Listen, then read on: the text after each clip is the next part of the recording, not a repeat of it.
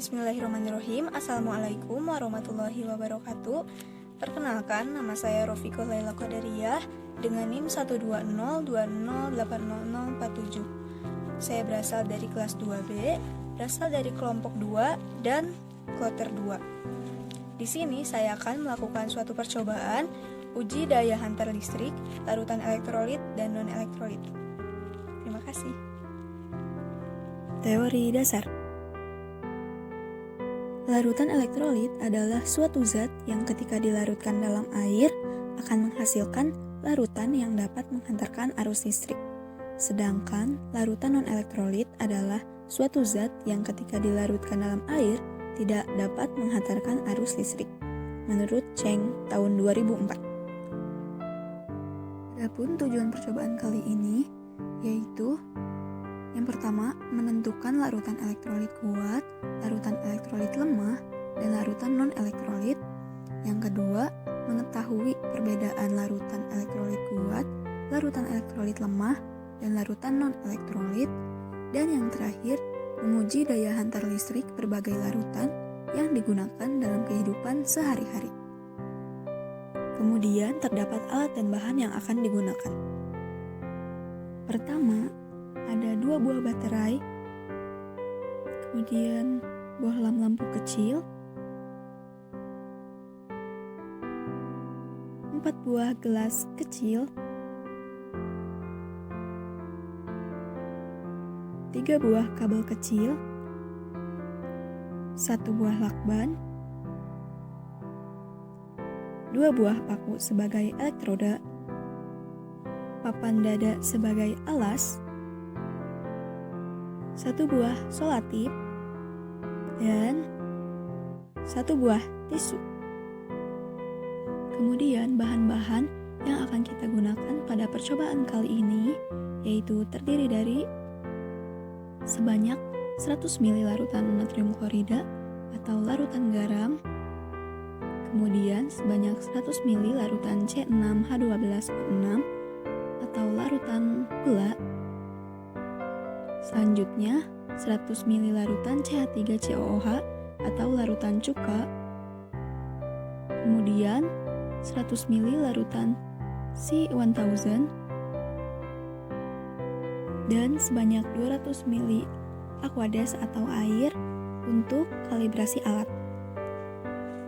Berikut tahapan pembuatan alat uji daya hantar listrik. Pertama, hubungkan 2 buah baterai dan beri lakban agar kutub positif dan negatif tetap menempel. Kemudian lekatkan pada papan. Ambil salah satu kabel dan tempelkan pada kutub positif baterai menggunakan solatip. Kemudian ujung kabel tersebut dihubungkan dengan bohlam lampu seperti ini.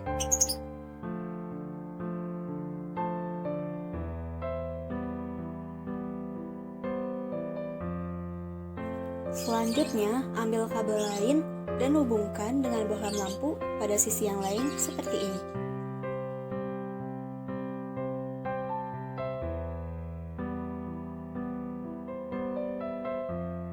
Selanjutnya, hubungkan pada paku di ujung kabel tersebut.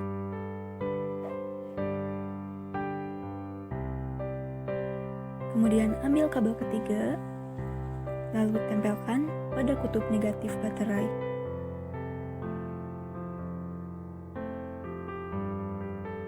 Hubungkan paku dengan ujung kabel tersebut.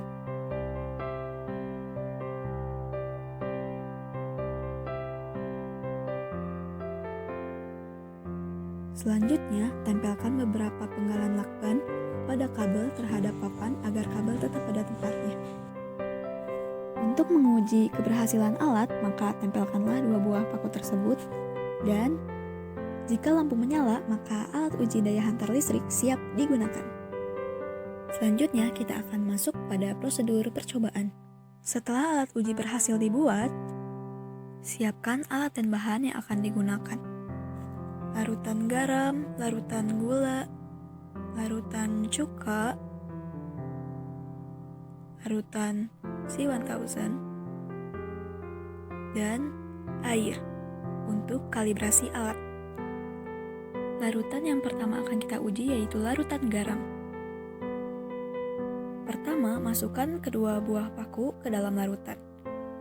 Amati dan catatlah perubahannya.